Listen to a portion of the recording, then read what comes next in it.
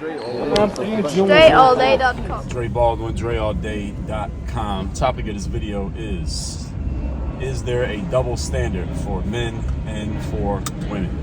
I'm going to address this question. I'm going to answer the question, and I'm going to tell why the answer is the answer. The answer is yes. There is a double standard for men and for women. So, for example, the reason I was thinking about this because I saw this, somebody had posted a clip from like an old Chris Rock special that he had did back before the Will Smith thing. And Chris Rock was saying, when a man meets a new girl and he's dating a new girl, most of his friends will ask him, well, what does the girl look like? That's the question. What does she look like? That's what all the men want to know. They want to know the beauty of the woman, because that's the standard that a woman is judged by, what she looks like. Whereas on the other hand, when a woman starts dating a new man and she goes and tells her friends, hey, I start dating this new guy, what's the first question that the women ask their friend? The question is, what does he do? What does that mofo do that is going to be able to help you? And that right there, even though Chris Rock was saying it as a joke, we know there are a lot of things that we laugh at, and when it comes to comedy, are basically funny ways to talk about things that we know are true. And that's what makes comedy funny, is that we take stuff that we are supposed to allegedly take seriously, and then we find ways to joke about it. And so that way we use it as a coping mechanism, right? Joking about stuff that's supposed to be serious. So when it comes to this question of, is there a double standard between men and women? Another example of this is when it comes to men in dating. When a man goes out in the dating world, let's say a man is single, he's a bachelor, he goes out and he tries to have sex with as many women as he possibly can. The more women he has sex with, it's like a badge of honor, right? Men hanging around their necks to have sex with as many women as possible. And then a man is looked at as like the dude if he can have sex with a whole bunch of women.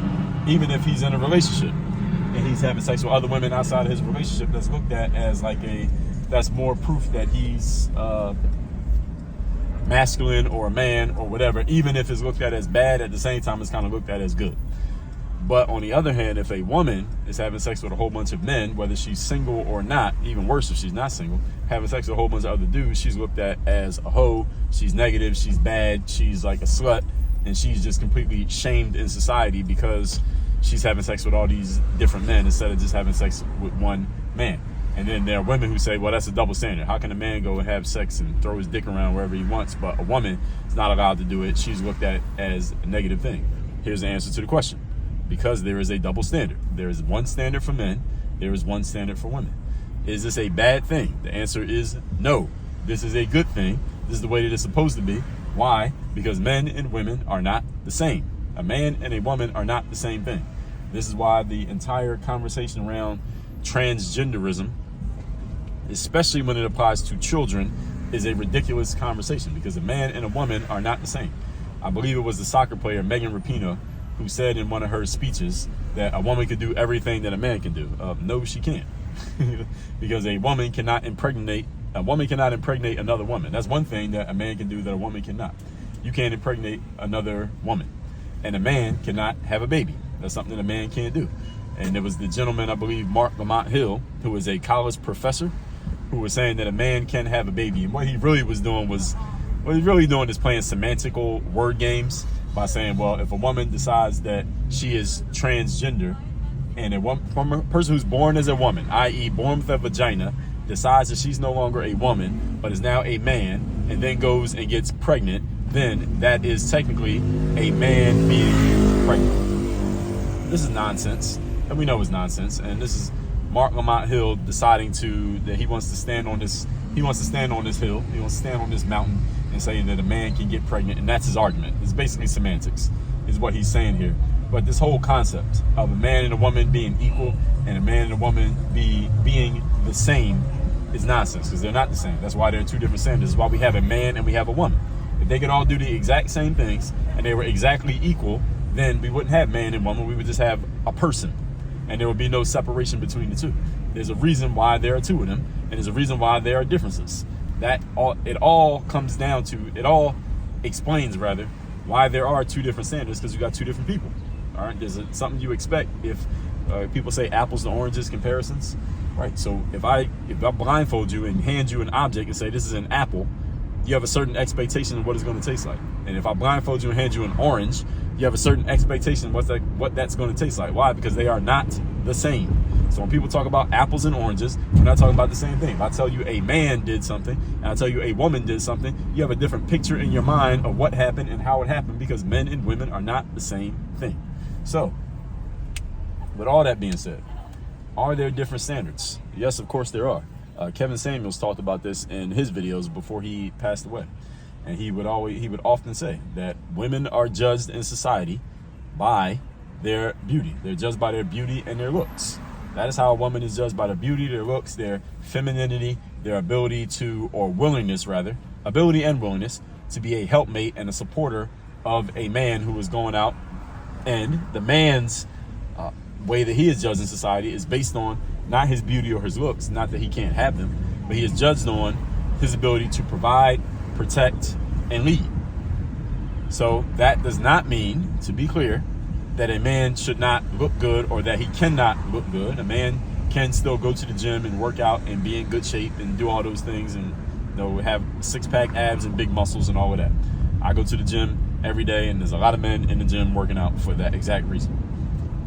And it's also not to say that a woman cannot provide for herself and or her family, cannot be a decision maker, cannot even be the breadwinner. I know women who make more money than the man that they're with.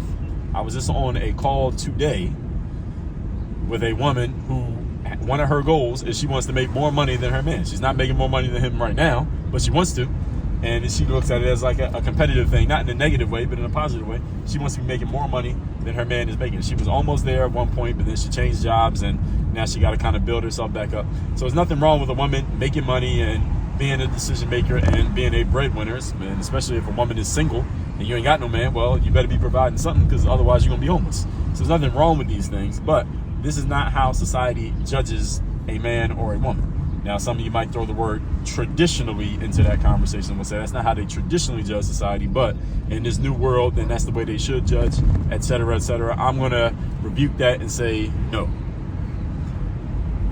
The reason why I will rebuke that is on this basis, that in the Bible, whether you're a Christian or not, and I am not Christian, but I still will go by this as a baseline. God created man first. Man meaning male. He created Adam first. A human with a penis. That's by, when I say a man, that's what I mean. He created a human with a penis first, Adam. And then, since he didn't want Adam to be alone, he created a helpmate for Adam. And from the rib of the man, he created the woman. The woman's role was to be a supportive helpmate to the man.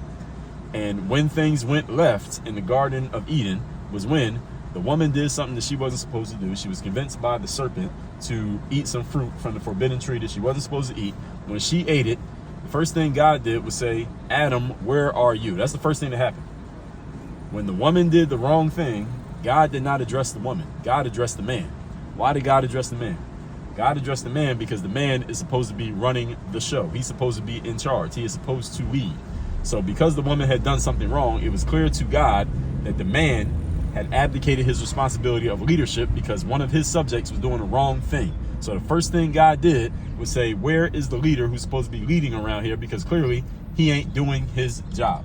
Now that part God didn't say, but I'm paraphrasing. I'm paraphrasing why God went the direction that he went. Adam wasn't doing his job. That's why Eve made a mistake. And the first thing God did was not address the person who made the mistake, but address the person who was supposed to be leading the person who made the mistake. And Adam then compounded the error, because what he said was, because God asked him, why are you wearing clothes? Why are you eating from the forbidden tree? You know you're not supposed to do those things. And Adam said, well, the woman told me to do it. That was the mistake. And through that whole conversation, you go read the Bible for yourself, or whoever's interpretation you would like to take from it. But I don't think anybody has any vastly different interpretation than what I just gave. I paraphrased a little bit of that. That's not directly quoted from the Bible. Hope y'all understand that. From that interaction that God had with Adam and Eve in the Garden of Eden and the mistakes that they made, that's when all, as the saying goes, all hell broke loose. It came from that. All hell breaking loose came from a man not taking his rightful position as leader and doing his job as leader.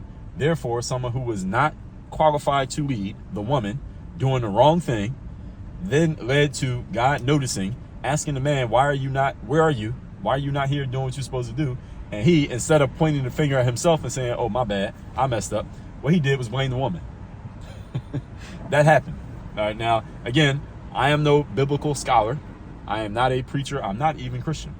But I think I got the story down I got the general idea of the story. If any of you want to correct me on that, you go ahead and let me know in the comments. If I got the details of that story wrong, just let me know if I got something wrong about that situation. So I'm saying all that to say this.